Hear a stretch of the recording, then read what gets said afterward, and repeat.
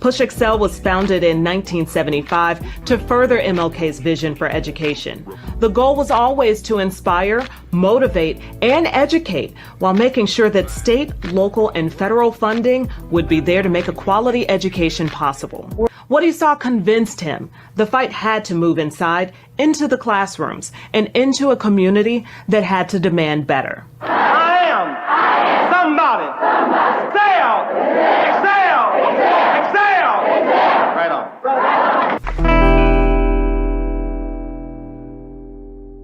Welcome back as we explore the mission and future of Rainbow Push Coalition and Push for Excellence. In order to better understand why these programs work, we need to get behind the scenes to see how Push Excel motivates and mobilizes young people and the communities around them. Today, in Virginia, for all young people, except mine got accepted. The first time a young person walks onto a college campus and suddenly feels that this could be their future, amazing things begin to happen. Horizons expand, self-confidence grows, and opportunities feel within grasp. For the past 21 years, Push Excel has sponsored tours for thousands of students to visit historically Black colleges and universities. These tours show young people what's possible, how to set their goals, and how to achieve them. Keep on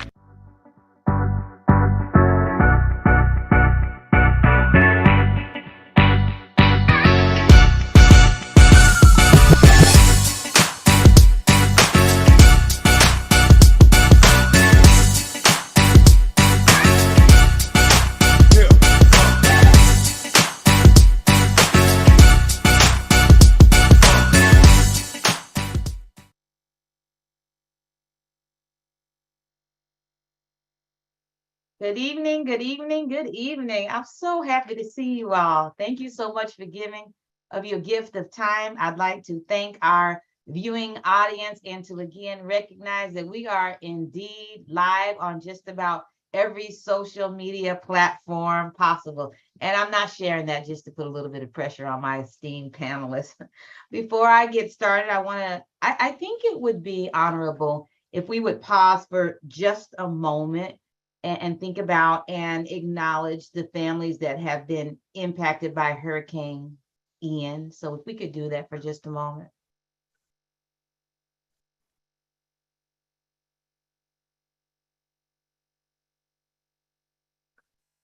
Thank you so very much. Again, thank you and welcome. I am going to actually turn it over to Dr. Julianne Malvo, who's going to give some opening remarks. I'll do the same.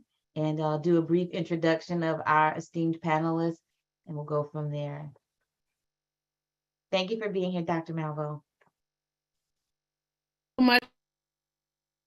I'm on, I think. Okay, Dr. Whitaker, thank you so much for your leadership and for putting this together. This is a very timely topic. And equally timely was your acknowledgement of those folks who have lost homes, lives, and everything in Florida. What it reminds me of, however, is the number of disruptions that our young people have had to deal with in the last 3 years. We've seen these hurricanes and floods, and that's separated them from schools. The COVID also separated them from schools, and so many other things. What has happened to the quality of education? So this conversation, what about the national teacher shortage? A look at the topic through an ethnic equity lens. We always have to look through an equity lens. Why is it that Black kids are more likely to be disciplined than white kids? Why is it that Black teachers are less likely to be hired than white teachers? Why is it that we still, after, so far after Brown, we still see the educational inequities that people talked about in Brown versus Board of Education? I know that you've assembled an important group to deal with these issues because these issues must be dealt with. What bothers me the most, Dr. Whitaker, is a passion that people have for some subjects, but not for others. Without getting political, well, that's not possible for me, but you have these people who are basically jumping up and down about abortion, but they're not jumping up and down about kids who are here. Nor are they jumping up and down about educating young people who are here. We've seen passion in some cities. I want to keep my sports team. I want to keep this. I need people to have that kind of passion for our young people. And with that passion, we must see this whole notion of a teacher shortage, it's really an educational crisis. It's not about the teachers, it's about the system and about the structure. It's about what we need to say time and time again. What are we educating our young people for? How are we causing them or teaching them to question predatory capitalism and its outcomes? Now, I know that's a little bit more than the conversation today has, but I would implore every teacher who's watching to think about methodology, pedagogy, what you're teaching, how you're teaching it, and what outcomes you want to have. Again, I'm going to hang out with y'all for a little while, but I just want to thank you, Dr. Whitaker, for your leadership, all of the esteemed panelists, especially our own Dr. Donna Leek, who's joined us. She is also a member of the Push Excel board, and of course, one of my favorite young people, Mrs. Misha White, who leads a school, a charter public school in Houston, Texas. So, and the other ones, y'all, I don't know you, but hi anyway. Anyway, Nice. Thank you all for being with us. I know that this is going to be a marvelous conversation. As I said, I'll drop off at some point, but I'm hanging out to just hear a few things before I move on. Thank you all. Thank you so much. And I know you're super busy, so thanks for popping in. I just want to start just for a second to talk about the purpose, which will take literally 1 minute, and then jump into our esteemed panelists. But I do also want to acknowledge that the Honorable Reverend Dr. Jeanette Wilson is also joining us today. What is the purpose? Like any good teacher, I think it's important to be clear about our purpose. I love the title, what about the national teacher shortage? Many people address it from different ways. We're going to address it from an equity lens. As most narratives suggest, America is suffering from a national teacher shortage. In fact, as many of us know, researchers have found that the national K-12 labor market shrank from about 9% from March to May of 2020. During this Push Excel's Critical Thinking series, our esteemed panelists are going to engage in spirited dialogue. Now, I won't read all of the objectives, but 2 or 3 are important. We're going to examine the factors that we believe have significantly contributed to the national teacher shortage.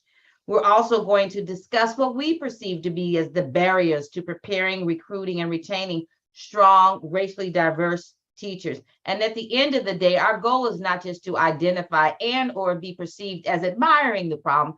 Our goal is to suggest from our perspectives, policy and or practical recommendations that should be implemented as soon as yesterday for the purpose of moving our organizations forward. One other point I want to make before I get too far ahead of myself, and that's actually that last point, relevant to policy recommendations.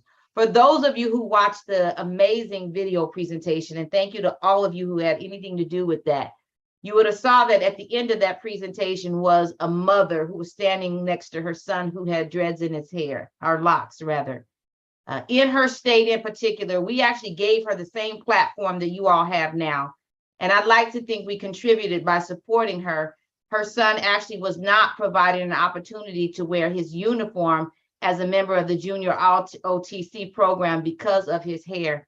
And as a direct result of the level of national exposure that we also contributed to, there has been a national change in law relevant to hair rules specific to junior ROTC.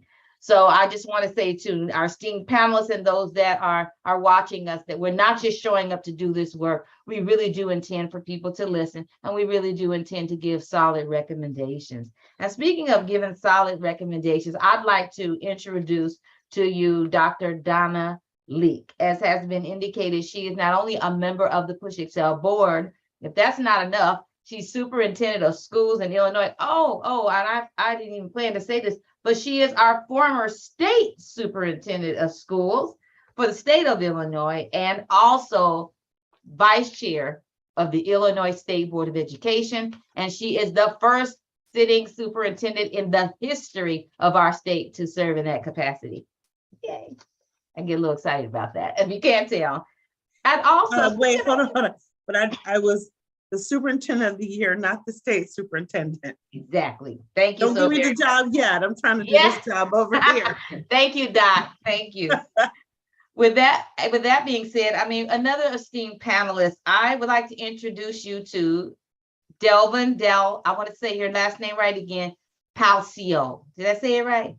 Devin Del Palacio. Devin's like, Okay, we'll go with Devin DP. How about that? There we go. That works. That works That's too. right. With that being said, and with all due respect, I'd also like to announce that not only is he chairman of the National Black Council of School Board Members, amongst many other things, he is also the newly selected state representative for District 19 in the state of Arizona. And so when I found that out, I was like, I'm hoping he's still going to join us. So thank you so very much for being here. Absolutely. I'd like to introduce to you a human being that I respect a great deal. And it's very hard to just read one title for you, but I'll just go with the one that I know most clearly. And that, amongst many things, as is spelled out in his bio, Dr. Nouns also serves as superintendent of Educational Partnership Organization for the Rochester School District. He is also president and CEO of his own consulting firm and provides amazing services to educators nationwide. Thank you, Dr. Nouns, for giving up your gift of time. I love moving closer to the classroom in the school building here. I'd like to acknowledge the Honorable Miss Misha White, and Miss Misha White is the current principal of Yellowstone College Prep. And that Yellowstone College Prep is actually located in Houston, Texas.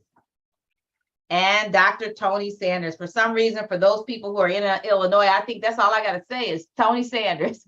Dr. Tony Sanders, who is superintendent of schools, which I believe Elgin School District U46 is the second largest school district in the state of Illinois. A lot of times when people think of Illinois or the Chicagoland area, you think of Chicago Public Schools. Well, let me tell you, to say that Dr. Tony Sanders is holding it down in Elgin U46 would be an understatement. So thank you again for giving up your gift of time. We're going to go ahead and get started. Wow, this topic is real serious. I must admit, I'm very much interested in you sharing with our listening audience out of all of the amazing things that you've got going on in your world, professionally speaking. Ms. White, can you share with our audience why this topic is of particular interest to you? Yes, good evening to the Rainbow Push Coalition, to Push Excel, Dr. Whitaker, Dr. Malveaux. Thank you for having me on today. Bottom line, our children are our future. Our children deserve a great education, and the core to them having a great education is having great teachers in front of them. And the fact that we are experiencing a national shortage is a huge problem that we must get to the bottom of. And so I'm passionate about being a part of this panel to talk about, the different solutions so that we can, as a country, move forward. And moving forward isn't from the lens of doing the same things and expecting a different result, but truly analyzing the systems and structures that exist across our country with how we're doing education, with our teachers' experience, with our children, and them having a true great education and what that truly means in today. Absolutely. So thank you for having me. Absolutely. And I see you ready to go like everybody else. I thank you so much for contributing. Dr. Nouns, let your voice fill this airway. All right, thank you so much. I won't repeat what Ms. White said. She's absolutely right. I'll take a different spin on this question and say that this crisis has also created a new opportunity for us to, over the next few decades, to fill our classrooms with quality educators and quality leaders who will lead those educators. So although there are shortages in some parts of the country, there are some parts of the country that are not experiencing the same type of shortages in, as some other places, depending on how close they are to urban settings and remote locations. But there's an opportunity for us to redefine what education looks like and for us to coordinate across our national boundaries to give kids more opportunity through use technology and the use of being in multiple places at once, through use technology. And so I just think this crisis is a unique opportunity, and we can either fill the classrooms with people who are not qualified to teach and further hinder our students' progress, or we can think creatively and innovatively and think about how we contextualize learning in ways that are relevant to our students and that puts a premium on quality instruction, curriculum, and assessment.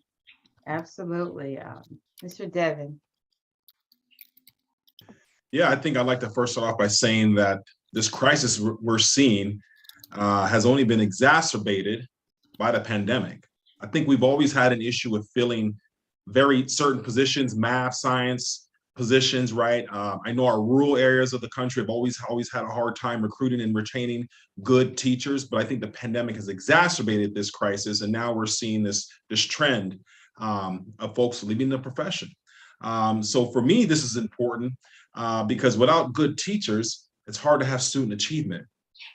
Without good teachers, it's hard to have student achievement. And if we don't have student achievement, we're not graduating kids. And if we don't have graduates, we don't have a workforce. We don't have a workforce, we don't have community. Without community, then what are we left with? So this conversation is very important and timely, and I'm excited to share some solutions and best practices and address what I think are some of the systemic barriers that exist that have prevented us from really allowing our teachers to thrive. Absolutely. Absolutely. Dr. Sanders, why is this topic of particular interest to you? Did you say Dr. Sanders? I want to make sure I heard right. Yes. All right. Got you. So this is just to back up a little bit, just to put it in perspective. And there was a mention, Devin mentioned the pandemic. At the beginning of the pandemic, I wrote a tweet and I said, if our schools look the same on the backside of this pandemic as they did when we started, then we have failed. And I think it ties in with the national teacher shortage. Unfortunately, the pandemic did a lot to dismantle and cause public education to come under attack like it has never come under attack before. And I think a lot of our teachers who are seasoned teachers chose to go into other roles. They chose to go work for private companies. They chose to do other things. And I think a big piece of that has to do not with the culture and climate of our school districts, but with the nonstop attack of public education. So I think one of the biggest things that we need to discuss as a group tonight and in our districts is how do we stop the all-out attacks on public education in America? So I'll say that's where my passion for this comes in, is coming up with how do we build, to Dr. Nelm's point, how do we build the next generation of teachers that are collaborative, that are problem solvers, and that break the mold that we see in all the movies where it's the one teacher up against the entire world. That is not what we want to see our teachers do. We want to see them collaborate, engage with one another, and engage in collective teacher efficacy. And I think by doing those two things, uplifting public education, uplifting the profession, and ensuring that teachers don't go at it alone are three key things that I would love to see us have some more conversation about tonight. Thank you so very much. And Dr. Lee. So I just wanted to pull together some of kind of the big ideas. And one is this idea that really our schools are the backbones of our communities. They're the epicenter of what happens. Yeah. People move into a place because they want their child in that particular school. It becomes like tonight, I had 3 events at schools because our community is there. It's the fire department was there. I mean, that's who we are. We bring together communities. And so I think where we are right now is that this shortage didn't just randomly happen. This has been going on for decades. And part of it goes back to what Dr. Sanders alluded to, which is that we are now in a space that we're being forced to have a conversation about the value of our profession. Yeah. Because we've allowed other people to determine the value and the nature of what we do as educators. And we've just sat back and said, oh, that's not the way it should be. Well, right now we're forced that now the rubber has really hit the road. We now have to have this conversation about the value, and we have to define what education looks like, what educators look like, what the value is of what we do, how it impacts your whole community, how it impacts not just the children in front of us, but the generations to come. And so I think our conversation tonight is geared towards that. And at the same time, what are the solutions to move us because we can't stay in this conversation. Our kids don't have the luxury of us as adults with all the degrees that we have sitting around this screen. They don't have the luxury to wait for us to try to figure it out. We have to get on top of it now. Absolutely. Thank you for that. In a nutshell, and I know you have alluded to it, I'll say as a professional family here, we've established, in a nutshell, what would you indicate you believe the driver of the national teacher shortage is? Dr. Sanders?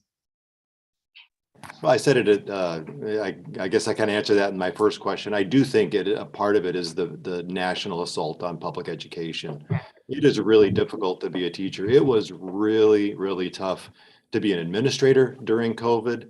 It was very difficult to be a bus driver during COVID, but our jobs paled in comparison to the difficulties that teachers face on a daily basis, going through 2 years, potentially in some districts, 2 years of remote learning, watching the struggle that kindergarten teachers had trying to connect with a screen of faces on a Zoom call.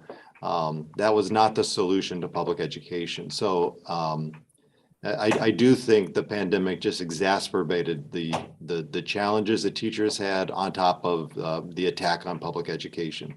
So I would say those would be two of the biggest drivers. But to the other points, the national teacher shortage has existed pre-pandemic, and it looks different depending on where you live and what your context is. So in our district, it's bilingual teachers, it's special education teachers, and it's science and math teachers at the secondary level. In other parts of the state, it's agriculture teachers. It could be any number of teaching positions. So we have to recognize that local context matters. But at the end of the day, it's about how do we begin to grow the future of this profession using the students who are in our classrooms right now. Right. Representative Devin, from your perspective, what is the driver of this shortage? Yeah, I'd have to piggyback on what Dr. Sanders said. I think it's the politicization of the teaching profession. They've really become a target. Specifically, let me just share a little something in my home state of Arizona. The governor signed a law this year making it legal for school districts to hire anyone that's just a student that's training to become a teacher to teach in a classroom. So no certification, no degree, nothing. That was sort of his solution, his party's solution to addressing this crisis. And so now I feel like the teaching profession has become this political football. They get paid too much, and we got one side saying they get paid too little, and now we're going to allow anyone to come into our schools and teach our children. And so it's a toxic politicization of public education. Then it's a systemic, I think, defunding of education. Nationally, we've seen at the state level, which has made it harder for districts to really attract and retain high quality teachers. So a lot of times the district can go, we're limited as what we can do. And a lot of times state laws and the legislature really can put their thumb down on a district's operations. And so that's, from my point of view, that's what I've seen locally here in Arizona and also nationally. So for me, it's a politicization of public education. Okay, I'm seeing some consistency in response. Is there anybody who wants to add value whose response may be a little different in terms of, okay, jump right in. Yeah, so I would say, first of all, I agree wholeheartedly with both. But I would also say that, we know that when we lower the standard for teacher accreditation, that impoverished communities suffer worse. And then if you add a layer of impoverished communities that have a concentration of Black and brown youth, it even gets worse. So I would say that for years, from a political standpoint, from a historic standpoint, from a policy standpoint, we have been wrestling with the quality of education well before, the civil rights movement, but it was highlighted through Race to the Top, it was highlighted through No Child Left Behind. And we were all saying nationally, something is not happening in classrooms where the kids need it the most. And so I believe that one of the reasons that schools took a huge hit, in addition to the politicization of education, is that schools weren't doing a great job before COVID. And now, meaning that they weren't standardized in terms of establishing a quality of education. We don't have a national standard of education.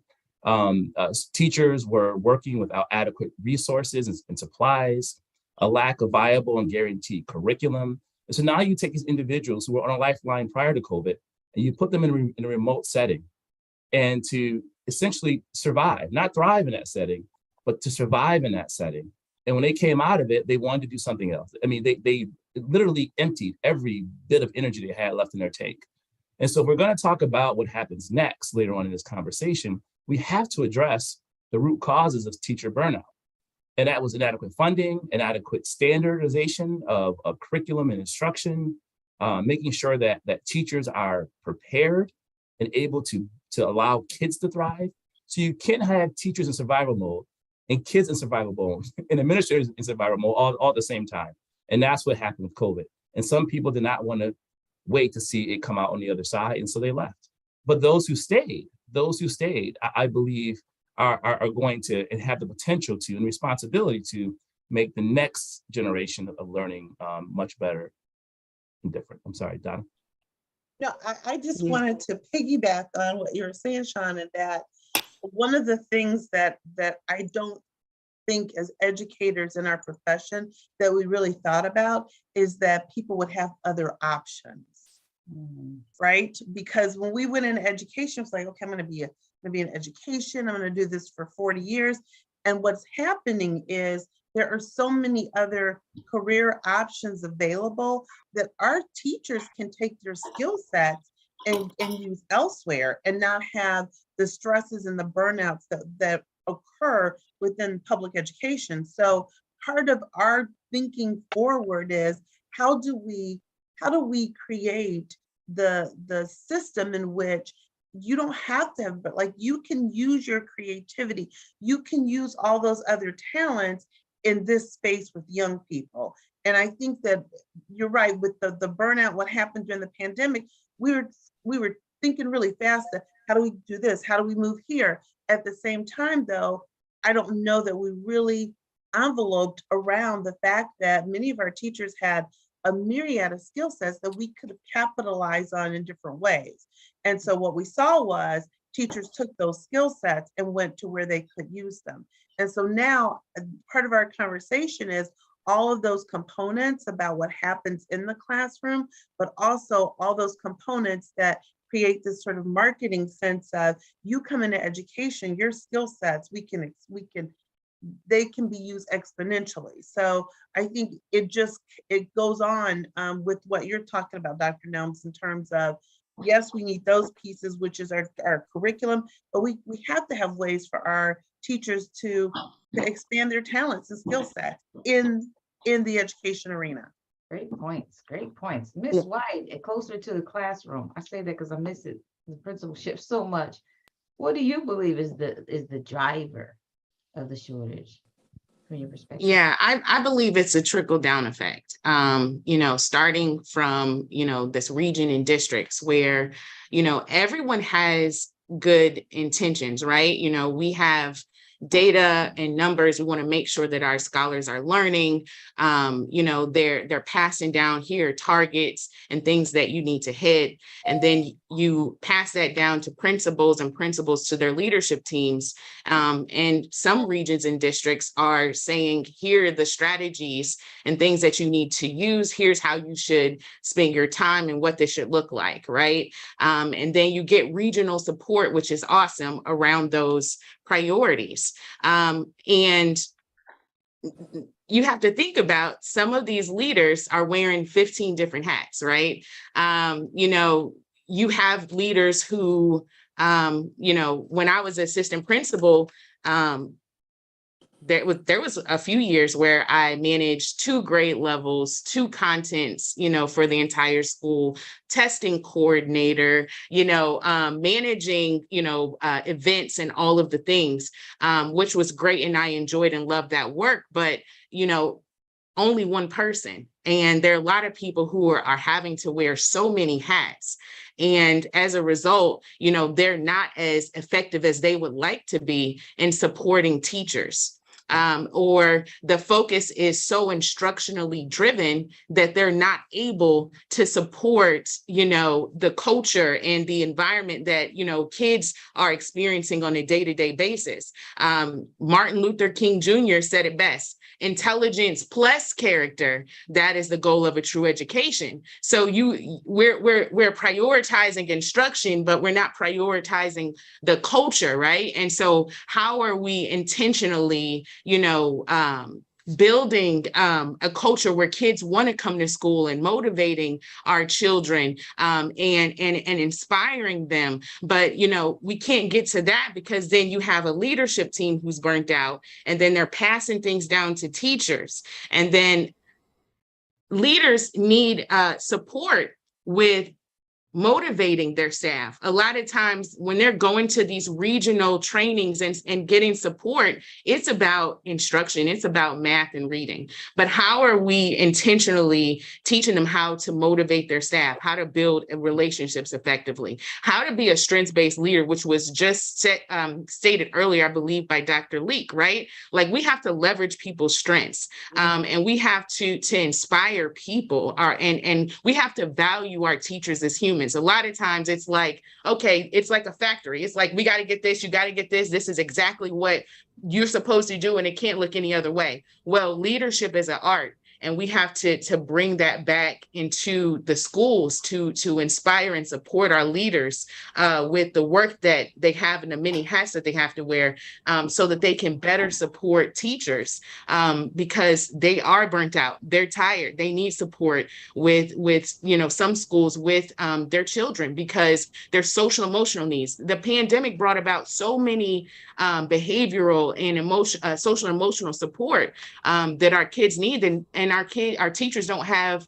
the tools, or they want more tools to better support their children. And if they have tools, if we're not leveraging strengths-based leadership to leverage them to better support their staff, because we're so focused on reading and math and outcomes, it becomes a distraction. I appreciate that. And I'm going to ask Dr. Wilson to weigh in on for a second, but I want to pivot for just a second, because one of the things that you said, Ms. White, was about support and resources. And I'm going back to the second part of our title, is looking at this through an equity lens. I must admit, as for quite some time, even prior to COVID, I was very aware of the teacher shortage. I must admit, I don't know that I realized initially how different that looks in an affluent school district versus a school district like the ones Dr. Leek and I lead, where a greater majority of the students are fabulously minority, right? That's a positive, not a negative. But with that being said, for example, we'll have an inner city school district, a smaller one maybe, with 10, 12, 14 schools, but missing 40 staff. That, like, literally, I have been able to see need 40 teachers. Whereas right up the street and around the corner, a school district may have 27 or 32 schools or 150 schools, and maybe they're serving majority affluent students, and they may be missing a couple hundred, maybe. Why do you think that is the case? Why do you think that's the case, Dr. Leek? And then Dr. Wilson. So, it goes back to what I said initially about the value of the profession. Mm-hmm. There seems to be a value added if you are in an affluent community working. There seems to be this perception of it's not as difficult. I won't have as many barriers or challenges as opposed to if I'm working in a lower income, high minority population. Dr. Malvo, okay. Oh yeah, she just muted herself. That if I'm in a lower income, it's not safe. I won't make as much money. The families are different. And what I find, it's interesting because I've worked in both settings. Me too. Both, they're different. But there's that perception. And I think that goes back to what Dr. Sanders was saying early on about just how we view the profession. And so we give the white, high income, that's got to be a good school. And what also seems to happen is when you see the test scores, when you look at our exemplary schools in the state of Illinois, for example, you're looking at schools that don't look like me. You're looking at schools that don't have low income, high minority, high Hispanic. It is a rarity that happens. And so it just further fuels the idea that if I'm working a low income, high minority, that it's going to be horrible. When in reality, you're looking at a test score that really speaks to a lot of what Dr. Nelms was saying about what's going on with the curriculum. It's not even just, it's the resources at home. In the school district where my kids go to school, my kids need a tutor. They can have a tutor every day, all day into the evening. In my school district where I work, I have to make sure that I'm providing that as a resource for my families. They're not going to be out paying tutors to come to the house every day. So it's those inequities that exist that create this sense of, well, if I go to the white affluent school district, everything's going to be great. Yeah.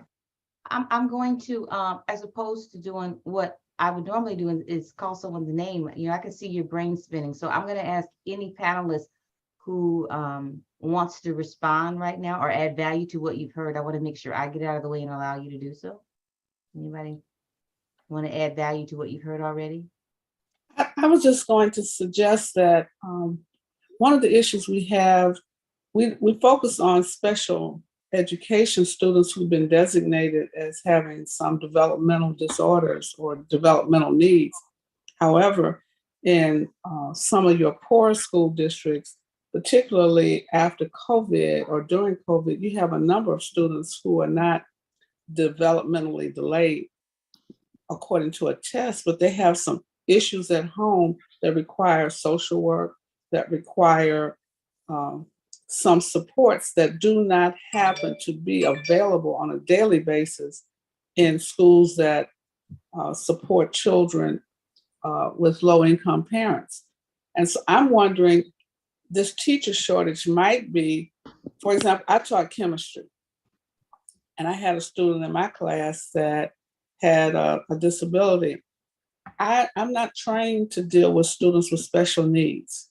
And so I'm teaching a science which has some dangers associated with it.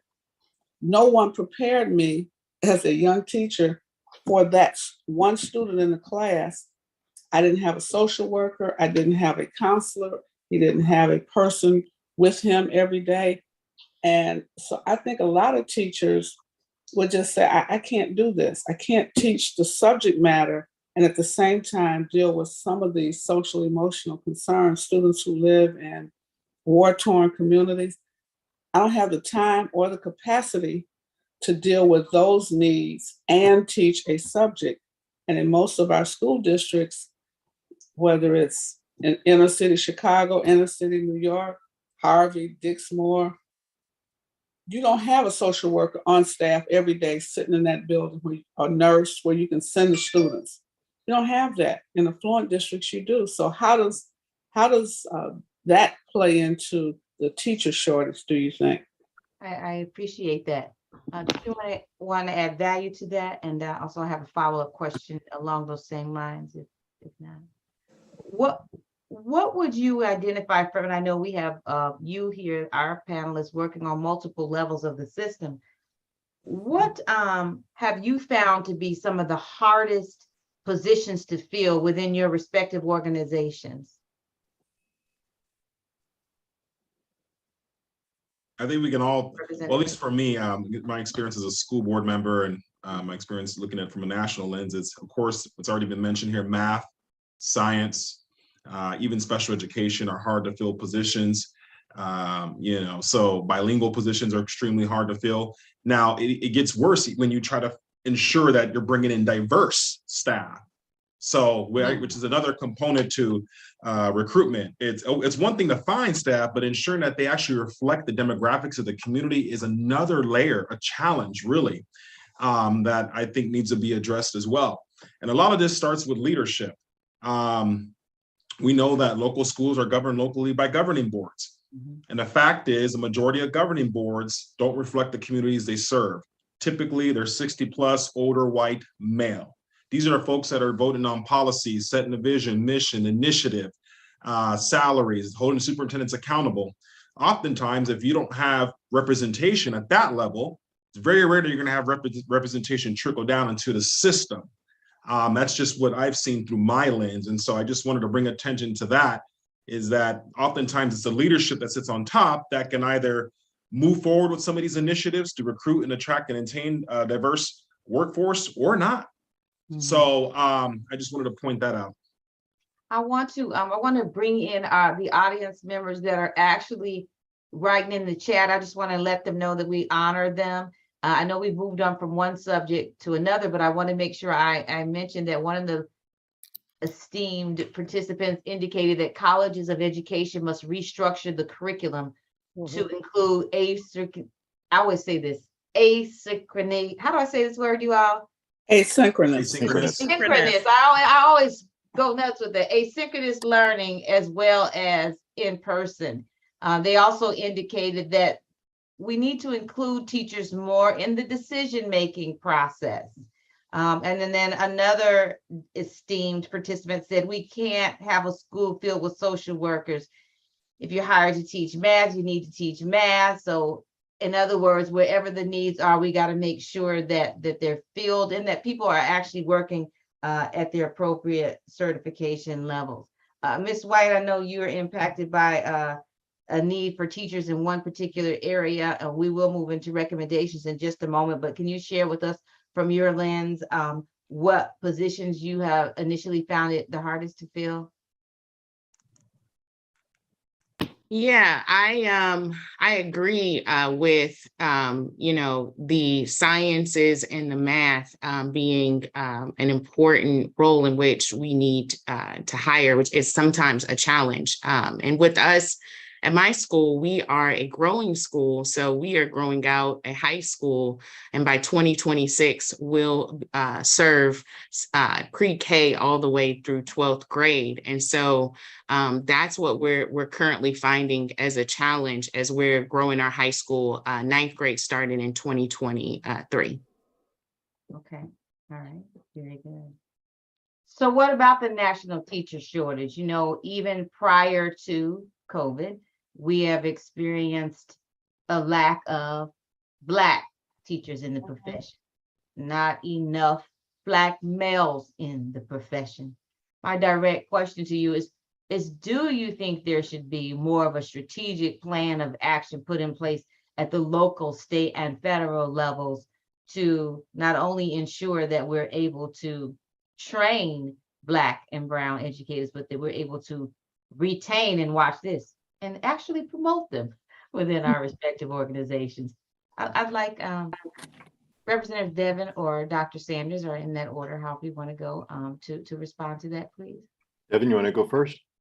Sure. I think you just said it at the end. We need to create and ensure there's pipelines and pathways of leadership to promote Black educators. I mean, there was a gentleman in my district who was stuck at the same position for quite a long time. It was almost like he was invisible, but he was exceeding in every evaluation. But for some reason, he was always passed up for an opportunity. And so that's why I say creating pathways and pipelines are important.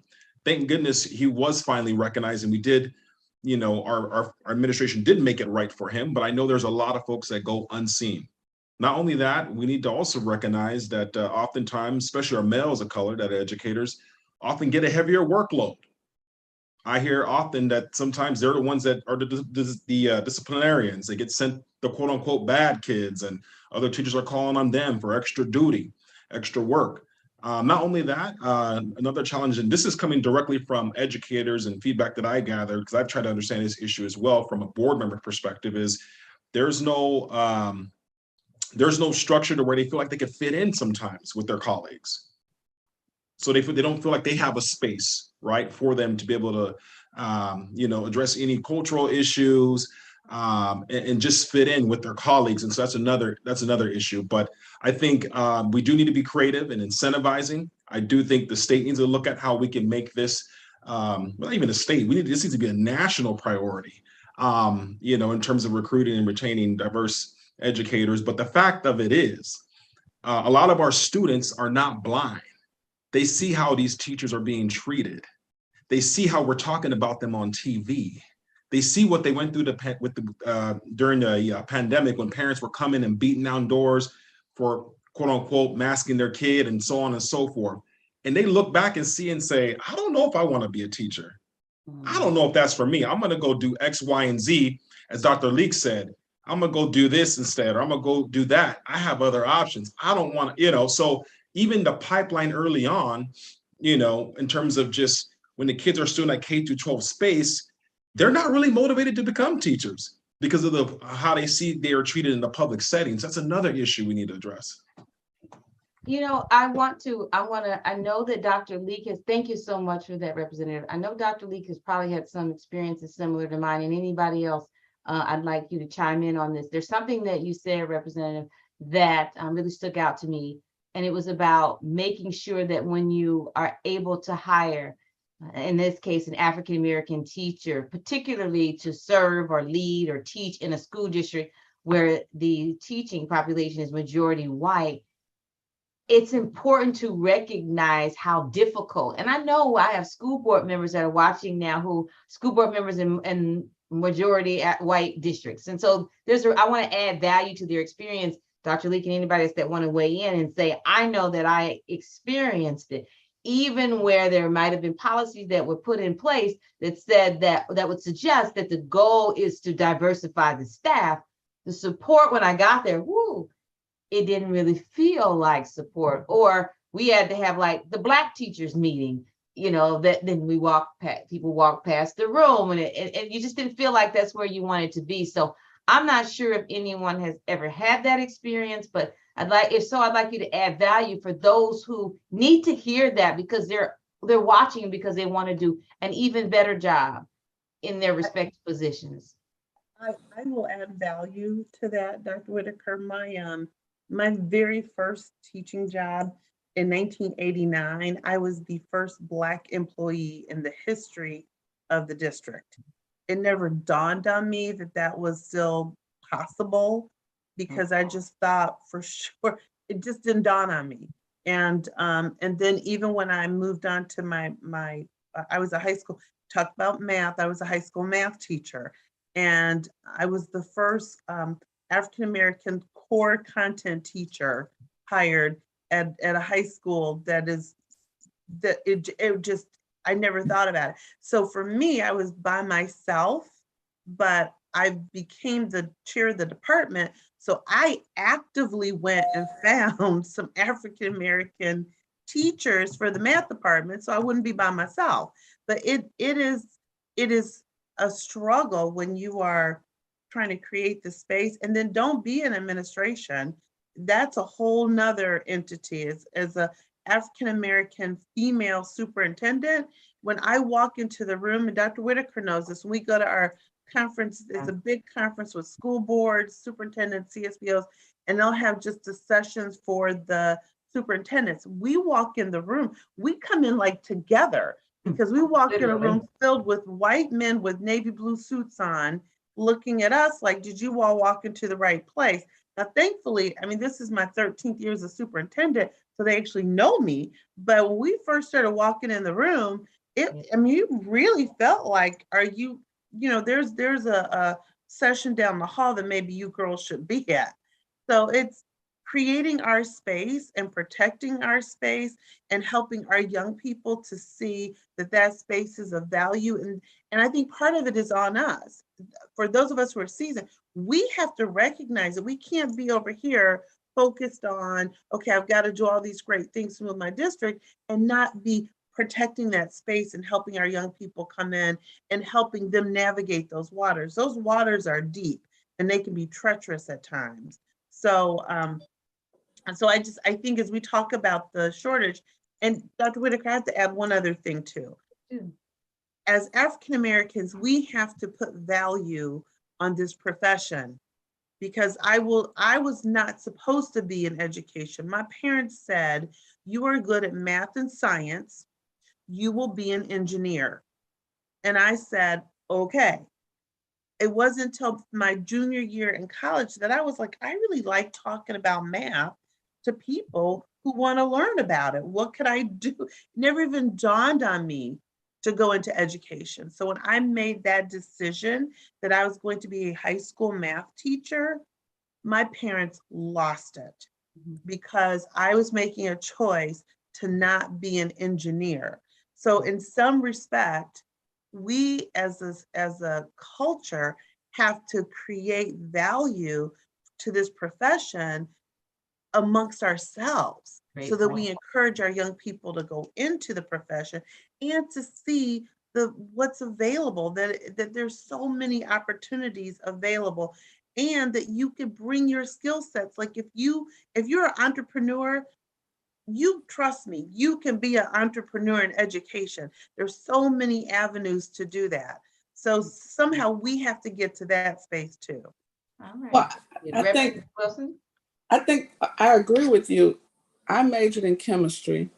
It never occurred to me to teach it until in between things that I was doing. I said, well, maybe I'll try this. So when I walked into the school to teach chemistry, they gave me biology because I was new, and the biology teacher wanted to teach chemistry because you had the upperclassmen. So I'm assigned to biology. That was not my major. That was not my interest. I had worked as a chemist, so I kind of had corporate research, and I was all excited. I'm going to have kids. So now I have to switch and relearn. I had a minor in biology. And so the politics of these schools is crazy. And we don't value teachers like we used to. How can a teacher make equal to a janitor in a building? Not to devalue them, but I've got all of this stuff I have to do, all of this education, and now I make less than a janitor does. And I'm responsible for molding minds. If you value teachers, they should have a quality income. Because what happens if you're a math, science, or any of those areas, you can make so much more in corporate America. You get bonuses at the end of the year. You have great packages that allow you to pay off what students now have, these exorbitant loans.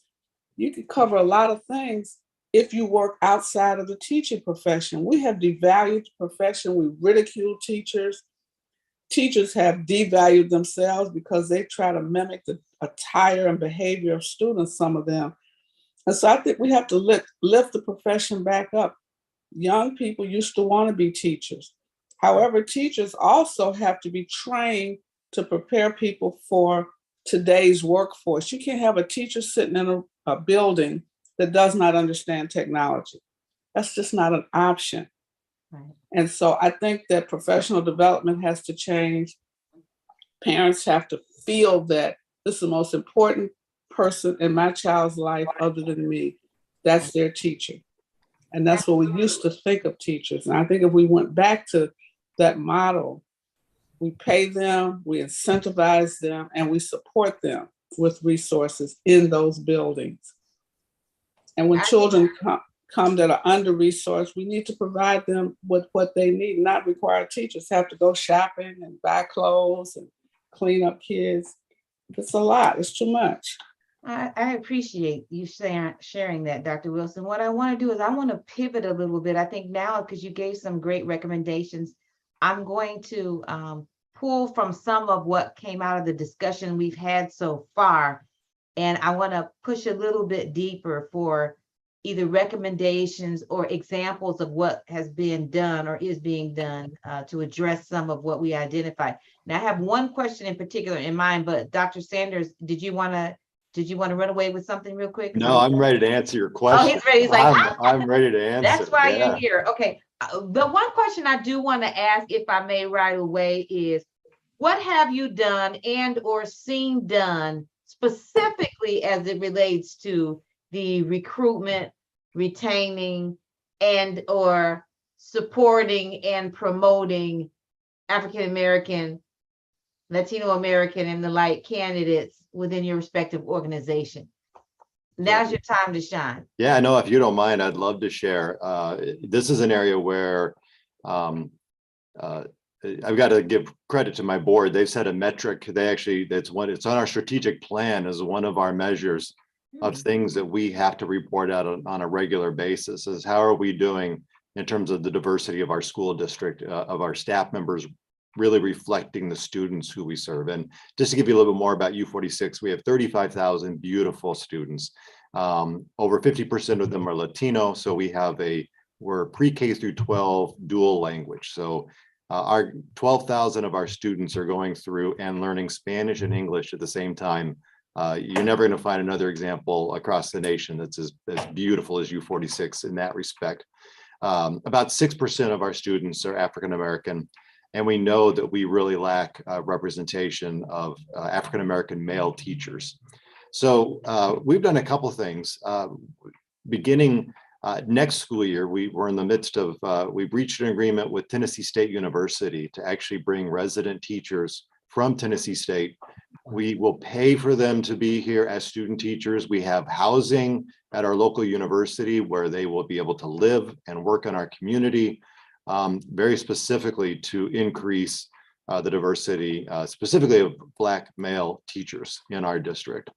That's on top of, we've done other recruitment things for, obviously, to recruit bilingual speaking teachers, predominantly Latino and Latina teachers.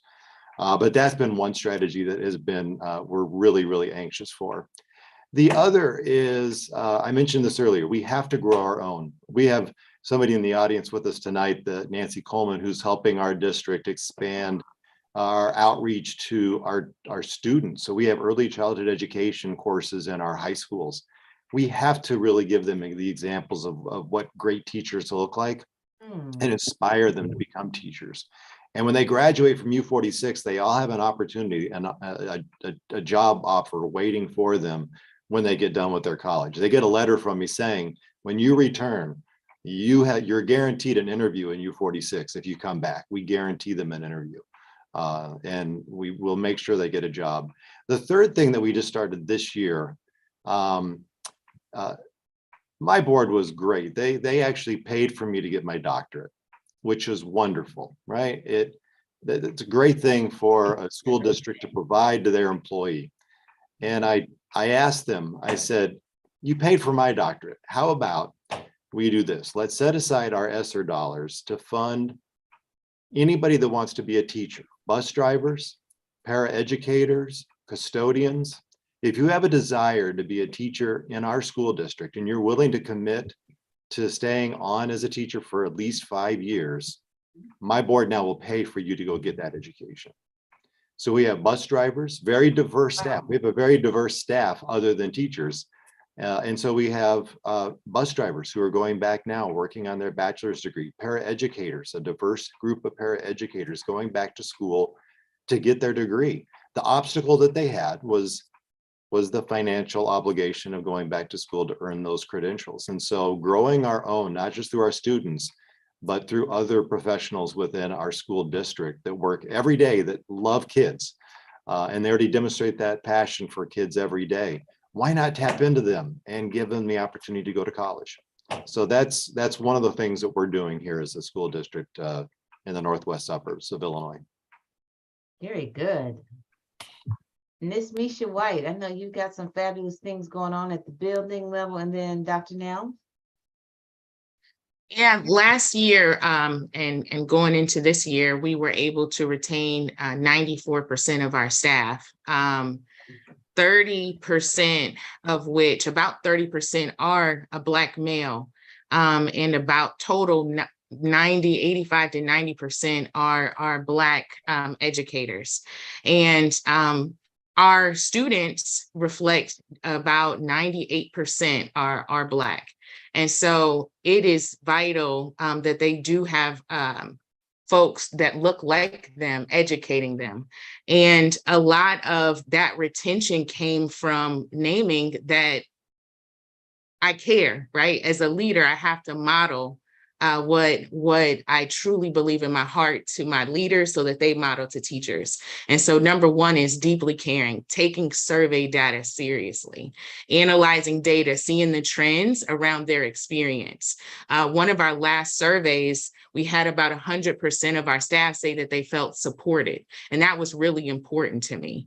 And while I hold my staff to high expectations, I believe in celebrating them, celebrating their hard work, celebrating their strengths, giving them opportunities to educate and inspire us all and for us all to be learners.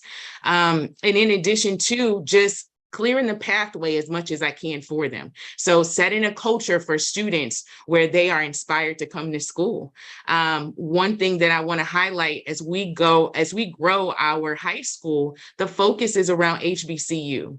We want a culture where traditions and rituals exist, where they're celebrated, where we're building and they already have confidence, where we're just bringing leaders that look like them to continue to inspire and motivate them. As we're growing this high school, we have to teach them about HBCUs now, right? And so next year we'll have 9th grade. So then what am I doing now, right? So we have advisory lessons where we're building character, we're exposing them to HBCUs. This year, every child will have experience going on to an HBCU campus.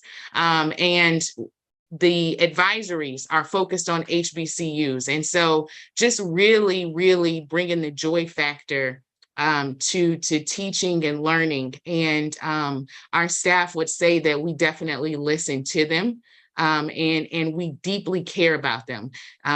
Any profession, any employee wants to know that they're cared for, that they're valued, and that they're appreciated. And it's important as educators, as leaders, that we do that. And so I make that a priority on my campus. Absolutely. Thank you so much for sharing that. I'm kind of thinking you all might be getting ideas from one another is what I can tell. Right. Dr. Nels. Yeah, I mean, honestly, I think, great minds think alike, I guess. I guess I'm lucky to be among great minds. Part of my role with the University of Rochester is I am professor there and also the director for the Center for Urban Education Success. It's a research center to study school transformation practices so we can improve not only in our own village, but to spread that love throughout the rest of this country. When the University of Rochester was approached to take over East High School, the graduation rate was 29%, 29. And in 7 years, the graduation rate improved to 86%. So why I mention that is because before we talk about filling the teacher pipeline, we have to make sure we are graduating enough students to fill pipelines in every industry. And so if we don't think and talk about the importance of graduating kids who are able and competent enough to do whatever they choose to do, then teaching just becomes part of a larger complex system where our students don't have access to. One of the greatest aspects of this partnership is that the University of Rochester itself has redesigned its curricula and its engagement with urban youth. Because prior to that, we weren't recruiting there for college students because the kids weren't graduating enough to get into a rigorous Research One institution. I would say that the college did not put student teachers there because they had them in rural and suburban schools as well. But we have rethought our approach, and the vast majority of our student teachers now have the majority of their student teaching placement in an urban setting from the moment they begin to the moment that they graduate. And so regardless of how and racial and ethnic makeup of the teachers, we are making sure that any teacher who goes to an urban center is ready, while at the same time building a pipeline of individuals who represent racially and ethnically our community. Like Tony, we have a Teaching and Learning Institute, which is a 3-year course where our students graduate with a state-approved certificate for teaching. And they have to still go to grad school and finish and get the credential, but it's an indication they have an interest in education-related fields. And as part of their practicum in their junior and senior year, they support our elementary schools throughout the district in reading and literacy and creating lesson plans. And so they're really getting the feel. And then now that the college is fully committed here, these students are now getting full scholarships with the same commitments that if they go through our graduate program, that they will be offered employment on the back end. And many of these students who enter these programs tuition is 100%. In perspective and in context, University of Rochester is $85,000 a year. So it's a huge investment from the university. It's a huge investment into our students and also into our community. So I think we hear some common themes here in terms of creating cultures of care where schools can be successful, while at the same time creating pathways through that success for students, regardless of the industry that they choose to go into. We just selfishly hope they come and be teachers within our system. Very good. Wow. One of the things, if I may, that I would like to suggest, I know Reverend Jeanette and I'll do a shameless plug on Rainbow Push's broadcast that is released every Saturday. We have a Spotlight in Education, and we've been talking about the teacher shortage for quite some time. But one of the conversations that we've had is about encouraging school district officials and school board members to be clear about who is actually showing up to work every day as it relates to the credentials that already exist within your organization. And very often our conversation around that is related to things like making sure that even with all of our strength and our might, that we don't unintentionally contribute to the inequities that exist within our respective organizations. Now, let me say that in layman's terms.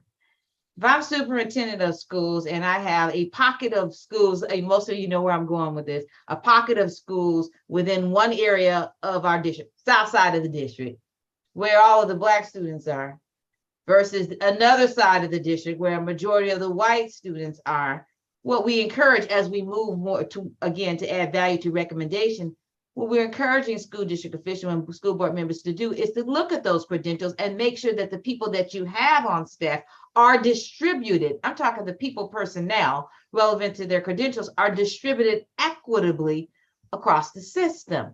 How important do you think that is? Representative Devin. I mean, you see me, as you know, I have no poker face. Y'all see over here nodding my head. Bring it. I'm just like, well, of course, duh. I mean, right. It's vitally important to spread around the talent in the district, but I just wanted to touch on some of the ideas and best practices that have been shared already. I'm so inspired that this innovation is taking place. Yeah. And I think oftentimes we sell ourselves short. And what I mean by that, sometimes we don't do a good job at telling our stories and marketing all the good that is happening in public education. There's a lot of people that occupy positions that I'm in that they just don't know. They don't know. They think they know and they make decisions based off assumption and their own biases, but they don't get to hear all this innovation that's taking place, the strategic planning that goes into ensuring that our students are prepared for a 21st century economy. So I just wanted to throw that out there. But we're in my district, in Arizona specifically, we're doing very similar things. We've made it an item in our strategic plan. We also have it as a metric in our superintendent evaluation. We have partnerships with our HBCUs and neighboring universities, such as New Mexico and Nevada for us in the Southwest Valley. We also have a staff happiness index, because at the end of the day, a lot of this stuff isn't rocket science. These folks are humans just like everyone else. And as Ms. White said, they just want to feel empowered. They want to feel valued. You know, teachers don't get into this profession because they hope to one day drive a Lamborghini. They know that. They do this because they have a passion for teaching kids. They have a passion for seeing kids do better. At the end of the day, they just want to be treated fairly. So in my district, we have a 94% staff retention rate, 94% across the board. Now, that didn't happen overnight. It happened through diligent, hard, courageous conversations. It happened through policy, ensuring that all staff members, administration, certified and classified, all have a seat at the decision-making table. So no one is left out. The teacher is just as important as a custodial worker. Custodial worker is just as important as a cafeteria worker and security guard. Because believe it or not, a lot of these kids tell a security guard more stuff than anyone else on campus, right? So everyone plays a vital role. It has to be a cultural shift on the campus of excellence, period. And so I've seen it work in our district with, like I mentioned, the 94% staff retention rate. And a lot of that is just having a strong governing board with a strong superintendent and being effective. Where I see a lot of breakdown happen is when the superintendent, administrators, board members aren't getting along and it's dysfunctional. Dysfunctional and chaos seeps into the system, and that's not healthy for anybody. So if there are any of my board member colleagues listening, y'all get right. Because if y'all get right and develop a healthy relationship, a partnership with the superintendent, you're going to see great results. Your teachers are going to be happy to stay in your district, right? But leadership starts at the top, and we have to model that. I'm so glad you said that. I'm so glad you said that. I want to bring in the comments of a few of our amazing audiences. Someone says, we need a transformative systemic approach. Love that this conversation is moving the dialogue beyond just the classroom. Very hopeful and inspired by this conversation. Someone else said, thank you for speaking for us, Representative Devin. That's awesome. And then we also, again, just more comments about how well this is going and how much they appreciate the contributions being made to this conversation. I want now to elevate the conversation toward, I've heard you, many of you given solid examples, and I love the fact that a lot of the examples are being implemented at the practical level, like hands-on. Can we talk a little bit more about what policy recommendations you have relevant to this? You know, and I think that Representative Devin, your point about politics and education. Politics plays an impact on whether or not we're able to close the gap as it relates to hiring and retaining teachers. And so what we're again is suggesting is that not only does policy need to be developed, but we also have to possess the political will to act upon what we know. In fact, William Bracey says, we know where the problems lie. We know where the resources are needed. The question is, do we possess the political will to act upon what we know?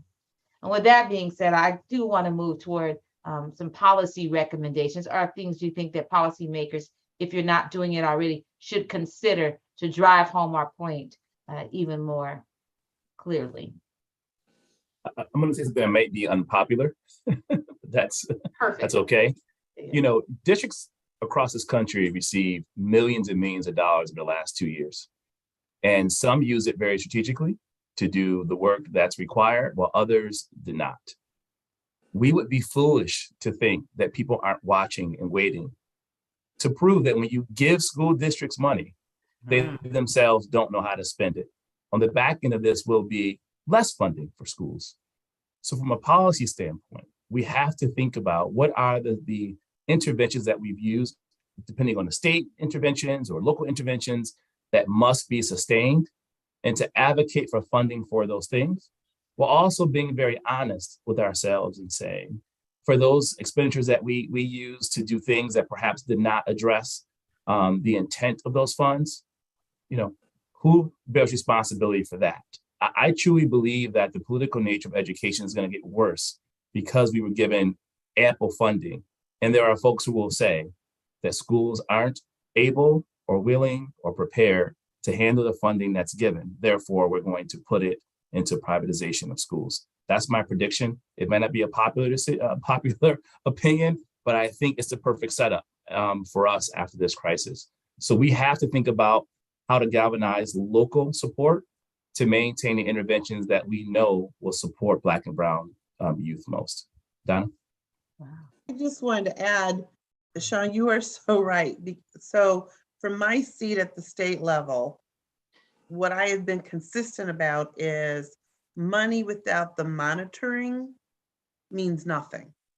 So one of the big issues that we've been dealing with in Illinois in particular is, how is the money being spent? And every single time, my question is, show me the equity, show me the breakdown. Don't just give me numbers. I want to know how many African-American teachers were in this, how many Hispanic, how many. So if you've got a grant that's servicing community schools, where are those schools? They can't all be in Chicago. And I love Chicago, but we have a whole state of 852 districts. So we have been very demanding, I will just say it, as a state board, in terms of the monitoring connected to equity pieces. We have a whole contingency in our strategic plan that is all about equity. So if we're saying this is what we're about and we don't monitor it, then we're not doing our job. And then the other part for me too is don't just tell me where the money is. Don't just give me the data, but now I want to see, did it work? So what did it look like ahead of time? What does it look like now? Which students have been impacted? How many African American? We're just starting a whole program to support African American teacher pipeline in our state schools right now. Like, we're putting a whole bunch of money behind it. At the end of the day, I'm going to need to know, how did we monitor? What does it look like? How are those students impacted? I would know the pass rates. Tell me the pass rates for African American, Hispanic teachers. I need to know that they're passing the test and in classrooms, and that they're being successful there. So this, again, the money without monitoring, it doesn't mean anything. And that monitoring has to be at every single level. And sometimes I know we make decisions at the state level that our local districts don't like. Well, part of it is because I'm sitting at the table, and I'm apologizing now, Tony, I'm sorry, but I'm at the table and I'm saying, this isn't good enough. I need more data. So whatever you have to do in the system to capture that data so that we can make sure that the way the monies are being used is appropriate, then that's what we're going to do. Like right now we have our evidence-based funding that requires you to show how you spent the money in an equitable way. Well, I know it's not people's favorite, but at the end of the day, it's how we can monitor what's happening with the funds that we're putting aside. We've done some changes in licensure. The other piece too that I wanted to add to that we've done at the state level is we're providing the high impact tutoring, which is at no cost to districts, and it's 1-to-3 ratio that the state is paying for. And we are intentionally getting it into those districts that we know that the young people need it the most. The other piece too, that we've been talking about the pipeline, but I also want to talk about how do we keep teachers in our profession. So we started a whole mentoring program the state did that connects, if you're an African-American kindergarten teacher and you're in, let's say you're in Southern Illinois and there's no other African-American kindergarten teachers down that way, but there's somebody in Macomb, we'll partner them for you to have a mentor who looks like you, teaches to try and make sure that we're keeping you in the pipeline. So we got to develop the pipeline, get you in it, keep you in the pipeline, and then we have to monitor and stay on top of it. I think that's the will sometimes that we don't necessarily put at the forefront, is the will to do the monitoring and to stay the course. Thank you. And then Reverend Jeanette, and then I want to pull from something you just said as we pivot to closing. Reverend Jeanette, you want to add value? Well, what I wanted to say is education, as you know, is a state right, not a federal guaranteed protected right. So every school district, every state has different rules and guidelines for what you have to provide in terms of education. We need to move it to be a national right for every child to have a high quality education. And there's some tenets that should be for high schools in particular. Every child will not go to college. Every child should be prepared for a career or college.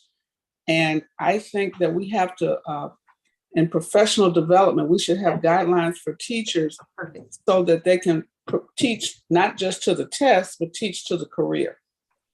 And so partnerships with universities, but also partnerships with corporate America would be helpful as you look at framing teacher development, professional development. Professional development. That's where I wanted to pivot to next, because we've talked a little bit about that, but I think that we would be remiss if we didn't recognize that in our country, our schools are indeed becoming majority minority. And the reality is that in our country, majority of the teachers that are teaching our students are white. And I have to add, because I've interacted with a lot of white teachers, I need to give them kudos, because some of them say, "Doctor, ticks me off when you say that. Does that mean I'm not a good teacher?" No, it doesn't mean that you're not a good teacher. So what we are recognizing, however, as we said, is that representation matters. And so this kind of moves me to our final recommendation in the form of policy. And I'm going to make a comment and then ask if you've implemented any policies in particular related to requirements for teachers and administrators to have training relevant to the implementation of culturally responsive pedagogy or culturally responsive teaching in your respective organization? Would anybody like to respond to what you're doing? I'll give you, if you want to do a minute apiece or a minute for whoever's interested, if you're doing it and or if you have a policy attached to it. And I also think I would be remiss in this district where I serve as deputy superintendent of schools if I didn't say that we do have a policy attached to the need for or the requirement that within a year of hire, all teachers and or administrators will have training relevant to culturally responsive teaching.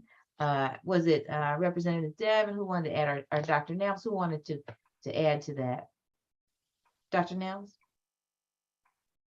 Yeah, so I would say yes, yes, yes, and yes. Not only policy, but practice. So I think the intersection between policy, practice, and beliefs, they have to be in work, they have to work in concert.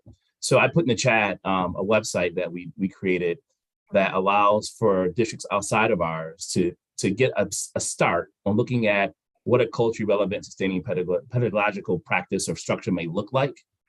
Because what we get a lot in our community is we don't have diversity in our schools. That's a horrible starting point because you do. And then we say, well, they say, well, where do we begin? And that's where like these sample units help and some of the consulting work that we do at the university. I would go one step further and say that this goes beyond just training, having a culturally relevant, sustaining training. It has to be embedded in the curriculum. And I'll say this all the time. The curriculum is our moral contract with our school community. If it's not in the curriculum, it won't happen. I don't care how many restorative circles you do and how people will commit to diversity and inclusion. If it's not being taught every day as part of their intentional planning, their intentional assessment, then it won't get done systemically and it won't be sustained. And so I would challenge us all and those listening is to go back and revisit your curriculum and have teachers be co-constructors in that curricula to a point where it becomes part of their normal pedagogy and part of their normal practice. So I just want to say that. Ms. White, thank you. And can I just agree with that? I absolutely agree with everything you just said. I would take it even a step further and say, and so first of all, in U46, we do have an equity policy that requires us to ensure staff members are trained in a culturally responsive teaching methods. And so we do endeavor to do that work. I would say, though, that we also have to adjust our assessment and accountability systems to ensure that they're also culturally and linguistically appropriate for our students. So I think, Dr. Leek, you talked about the state report card and the impact that an exceptional school has over a commendable versus one that's a targeted assistance school. And unfortunately, the targeted assistance schools, 35% of my students are still English language learners. They have not mastered the language of English, and yet they have to test every year on a test that is a nationally norm 50%, at the 50th percentile, where we expect 100% of the kids to get it right in English only. That is not linguistically appropriate, and we know that our tests are not culturally appropriate as well. So the CRT word that I know everybody gets upset about in some circles is not critical race theory. It's critical. It's a culturally responsive teaching, and that's what we want to see across all of our school districts. Absolutely. That was awesome. Thank you. Could I just add? I know we're getting close to closing this out, but I think I'd be remiss if I don't point out that we have to break the cycle in Hollywood and anybody that propagates the white savior syndrome in TV and in the media. And I hate to call it specific examples, but every teaching movie, every teaching TV show predominantly is showing is a white savior syndrome movie. Freedom Riders, right? Students weren't the successful ones. It was the teacher, the one white teacher that steps in to save the students, right? And we need TV and movies that actually reflect what happens in classrooms where teachers collaborate with one another, and it really represents what happens day in and day out in classrooms, not what you see in the media. And I think that would actually help this conversation around how do we attract and retain teachers, because all they see on TV are the ones that ended up being divorced and the one person trying to take on an entire system. And that's just not what it is. So. Absolutely. Miss Misha, I'm gonna do something I've never done before. You want to give closing remarks with me? Sure. Do you have any final remarks regarding this experience we've had together today? Yeah, this experience has been amazing, just to hear the amazing things happen around the country, the innovation, the creativity, the heart and passion of wonderful people who are in great positions that can influence community. So kudos to each of you and the amazing work that you are doing, and forward thinking and planning about our current realities. I would like to, encourage young people to pursue and major in urban education, and for our state and and thinking about policy to encourage and incentivize people to major in urban education. Again, this has been a great panel, great discussion, and I appreciate this opportunity. Thank you so very much. I'll say ditto and thank you for our distinguished panelists. We actually spend, I'm sure Reverend Dr. Jeanette can attest to this, we actually spent a little more time with recommendations than we normally do. That is a pivot that we are trying to do at Push Excel to make sure that those who are part of our panelists can continue to contribute relevant to growing the thinking of those that are participating and watching live. And so I'm happy to say that not too long after this event, we will make this entire recording available on the Push Excel website so that you can go and pull this and have a recording, not only of yourself, but the recommendations that you picked up as a result of your contributing to this conversation. So I hate to let you go. This was absolutely awesome. I thank you, those that are participating via all of the social media outlets, for your gift of time. And I'd like to thank our esteemed panelists for sharing your talent with our organization. We're going to sign off just for now. We actually have our next event already scheduled, and that event is taking place in November. I want to say it's November the 4th, but be on the lookout for our information that we put out regarding the event. And I want to close by saying how much I appreciate those of you in the chat. I don't see that often, saying that we took a conversation about the national teacher shortage and made it inspiring. That's powerful. Thank you so much. For those of you who are also on, we're going to ask you to participate in our brief survey because we really do use it to build our topics. Good night.